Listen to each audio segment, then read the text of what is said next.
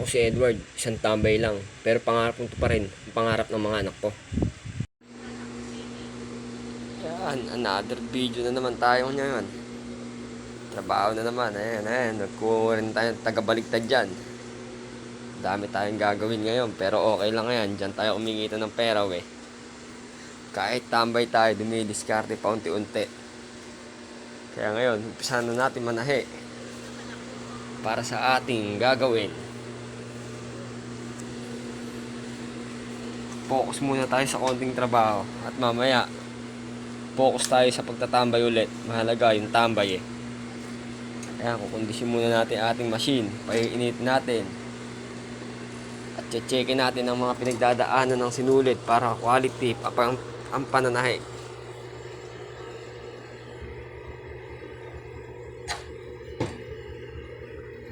Para mabilis tayo, kailangan bago manahi i-check ang bawat dadaanan ng sinulit kung okay pa ba.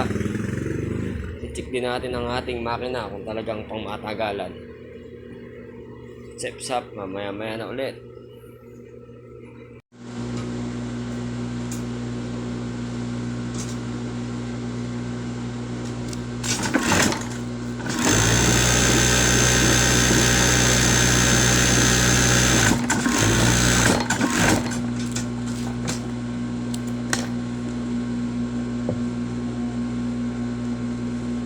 Hey, what's up? Ayan, konting video muna tayo. Tuturuan ko lang kayo kung paano gumawa ng konting diskarte sa pananay. Enjoy nyo lang at mahalin ninyo. Kahit gaano kahirap yan, kaya naman eh.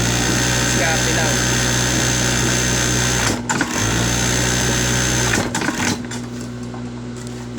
Lahat naman ng gusto natin, matututunan natin basta diskarte lang. Depende yan sa pamamaraan natin. Kaya ako, ito, tumambay na lang ako sa bahay eh. Ganun din naman eh. Kikitain mo sa pabrika, kinikita rin naman, kaya kailangan mahalin mo talaga yung trabaho kahit ano naman yan.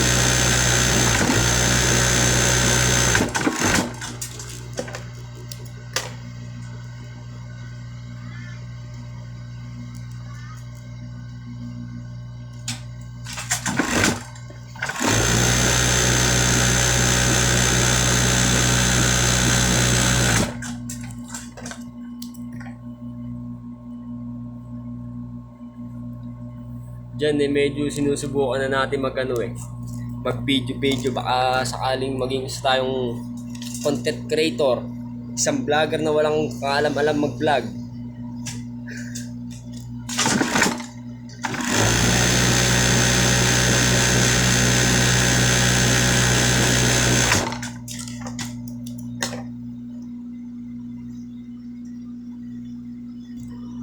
Muna tayo sa oras na to at medyo nahihilo tayo. Parang di tayo nakakondisyon ngayon eh. Ilan pa lang nangyayari natin, dai pa. Pero mayayari naman natin yan. Lalabanan natin yung katamaran na yan.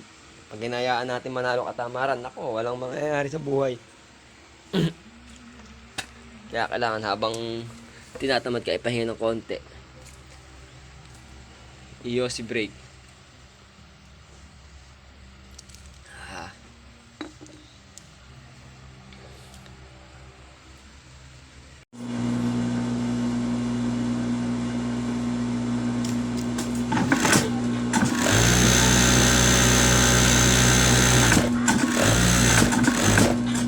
Medyo malapit na tayo matapos, konting tiis na lang, makakayari na tayo. Ayun na ang ating mga nangyayari.